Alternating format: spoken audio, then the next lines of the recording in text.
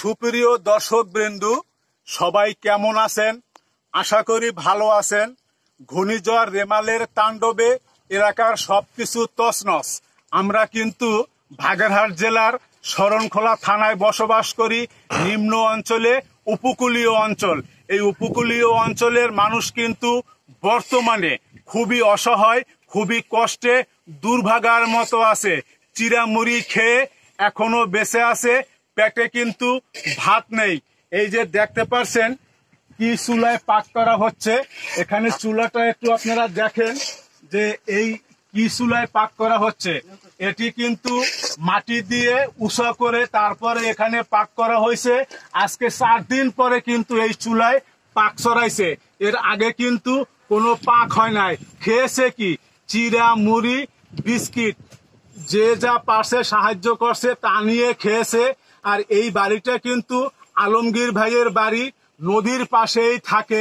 তো বন্ধুরা, এত কষ্টে দিন চলছে সেটাই আমি আপনাদের দেখাচ্ছি যে এখানে কিভাবে পাক করছে। ওই হাঁড়িতে কিন্তু ভাত দেখতে পাচ্ছেন, চুলোটা কিন্তু নেই, চুলোটা কিন্তু একদম পানিতে তছনছ হয়ে গেছিল। তারপরে এখন মোটামুটি মাটি দিয়ে উঁচু করে পেট তো বাঁচাতে হবে, সেজন্যই কিন্তু এইসব কষ্ট করা। তো এভাবে কিন্তু পাক করে খাওয়া চলছে আমাদের এই অঞ্চলে।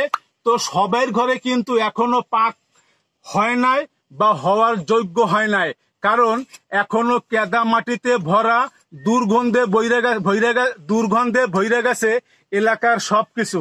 এই যে একটা ঘর দেখতে পাচ্ছেন, এটা কিন্তু ছোট ঘর, ভাঙ্গে কিন্তু তছনছ হয়ে গেছিল।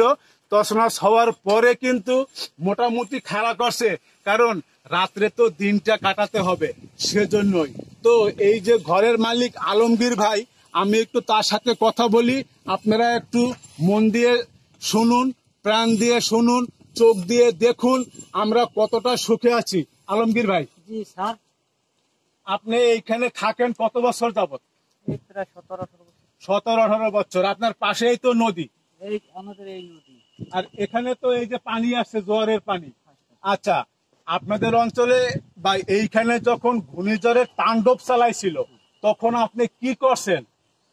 আমি তো মনে করেন এই জায়গা পানি দেখছি যে পানি কত দূর হয়, তখন এই ভেরিবাত, এটা মৌসুমিটাই ভেরিবাত, এটা মনে করেন উঠতে উঠতে উঠতে ভেরিবাতের উপরে কোমর সমস্যা। পানি আপনার কত দূর হয়েছিল? আমার পানি প্রায় এই সমান হয়েছে, নাক বরাবর পানি হয়ে গেছিল। পানি স্রোত ছিল কিরকম? দ্রুত দ্রুত স্রোত ছিল। তখন আপনি কি করছেন? আমি তো দেখি যে আমার মুরগি টুরগি তো মরে গেছে, পাক পিটায়, ঠিক আছে। তারপর একটা ছাগল কিনছিলাম শখ করিয়া, ছাগলটাও শেষ করে কি করবো, দুঃখের বিষয়, ছাগলটা বাসায় নিয়ে গেছে। আচ্ছা, আপনার ছেলে মেয়ে কয়জন? আমার 2টা ছেলে। আচ্ছা, আপনার ছেলে মেয়ে নিয়ে আগে আপনি সাইক্লোন সেন্টারে বা স্কুলে বা কোনো আশ্রয়স্থলে যান নাই কেন? আপনি এখানে বসে রয়েছিলেন কি জন্য? আমি এই জায়গা বসে রয়েছিলাম স্যার, যে আমাদের এই গরিব মানুষ কত কষ্ট করে খাইছি, খাওয়ার পরে একটু নৌকো জোড়াইছি, একটু জাল জোড়াইছি, তারপরে মনে করে এই 2টা হাঁস আছে, 2টা মুরগি আছে, এই মায়া বাসনা কষ্ট করে। আচ্ছা, তাহলে এই যে পানি উঠছিল বা এই যে ঘূর্ণিঝড়ের তাণ্ডব চালাইছিল, এতে আপনার হাঁস মুরগি কি মরে গেছে সব? হ্যাঁ, হাঁস মুরগি, একটা মুরগি গাছে ছিল, একটা মুরগি গাছে ছিল। আর আপনার জাল নৌকা কি আছে না তা বাইসে গেছে? জাল নৌকা আছে, পাইছে পানির তলে তলে, এই সালাই বেলাই উঠে আবার গাছে। আপনার ঘরটাও তো একেবারে ঝুঁকিপূর্ণ জায়গা, আপনাকে থাকার কোনো জায়গা নাই আর? না, আমি তো মনে করেন ভূমিহীন, আমার দুনিয়াতে কিছুই নেই। তো এই আলমগীর ভাই কিন্তু ভূমিহীন লোক, তার জমা জমি নাই, সেজন্যই কিন্তু উনি এই নদীর পারে থাকে, একবারে নদীর চরে। তো নদীর চরে থাকে, তার সব কিন্তু ভাইসে গেছে। একটা মুরগি গাছের মাথায় উঠেছিল, সেই মুরগিটা বাইসে আছে। এভাবেই কিন্তু তার জীবনযাপন চলছে। যদি আপনারা কোনো দয়াবান ব্যক্তি থাকেন বা কোনো ভালো মানুষ থাকেন, সুহৃদয়ের কোনো ব্যক্তি থাকেন, যদি পারেন আলমগীর ভাইকে একটু সাহায্য করবেন।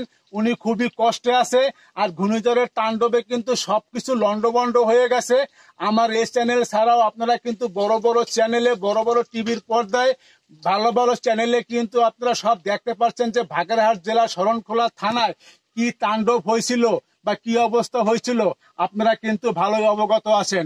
যদি আপনারা কোনো বিত্তবান ব্যক্তি সাহায্য করার মতো মন থাকে, এই ব্যক্তিরে যদি পারেন 5 টাকা দিয়ে সাহায্য করবেন। আর সাহায্য করার যদি মন থাকে, আমার এই ভিডিওর নিচে কমেন্টস করবেন। কমেন্টস করলে আমার সাথে যোগাযোগ করতে পারবেন। আমার ইমেল নাম্বার দেওয়া থাকবে, ডিসক্রিপশনে আমার নাম্বার দেওয়া থাকবে, সেই নাম্বারে যদি আপনারা যোগাযোগ করেন তাহলেও পাবেন।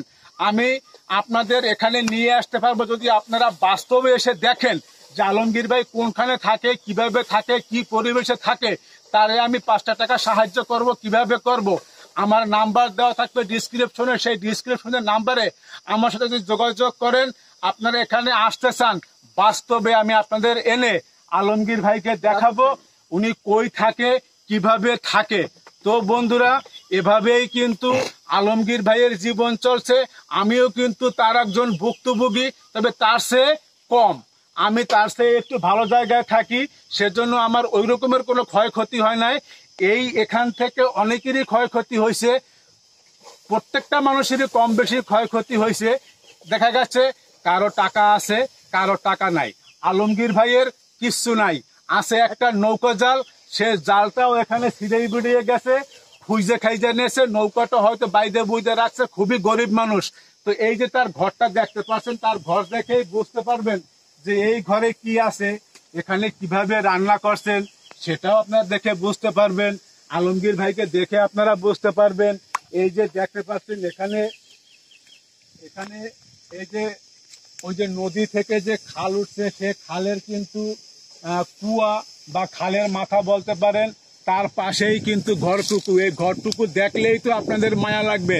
আপনারা তো বড় বড় বিল্ডিং এ থাকেন, 5তলা বিল্ডিং এ থাকেন, আপনারা তো ফ্ল্যাটের ভিতরে থাকেন। আর এই যে ফ্ল্যাটটা দেখতে পাচ্ছেন কত সুন্দর একটা ফ্ল্যাট, এই ফ্ল্যাটে কিন্তু আলমগীর ভাই থাকে। তো বন্ধুরা, সবাই ভালো থাকবেন। যদি সাহায্যের হাতটা বাড়াই দেন, আমার ডিসক্রিপশনের নাম্বারে আপনারা ফোন দেবেন, ফোন দিলেই পাবেন।